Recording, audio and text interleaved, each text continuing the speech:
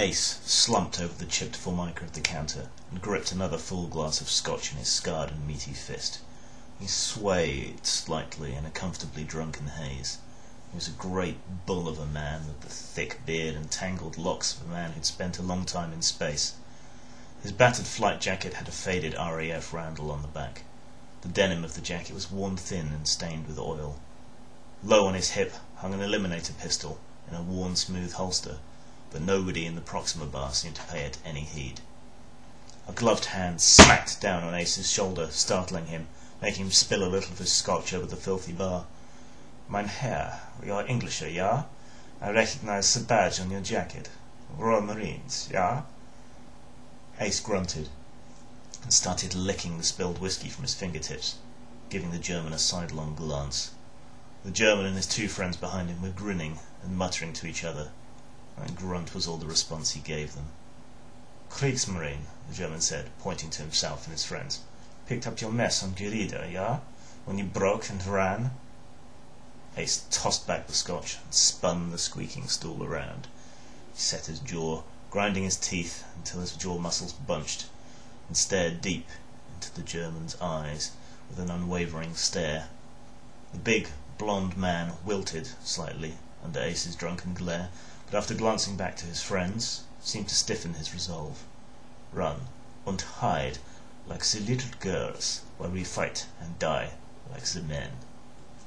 Ace sized him up, ignoring his words and his fruity accent, as the German regained some of his courage, puffing out his chest like a strutting cockatoo.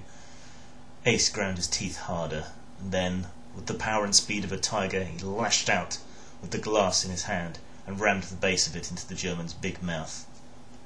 Teeth crunched, glass shattered.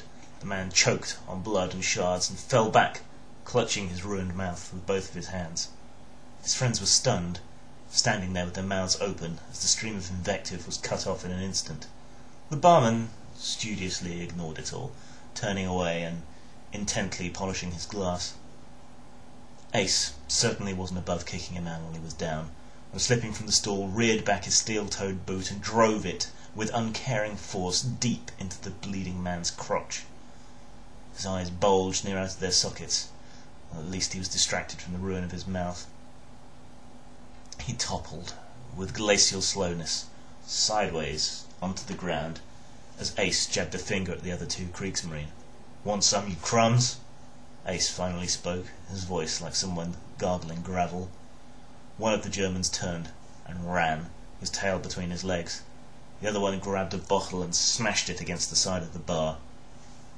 Ace sighed and clenched his fist, but before the two could join battle, a burly, blonde-haired man buckled a stool over the top of the German's head, and he went down like a puppet with his strings cut.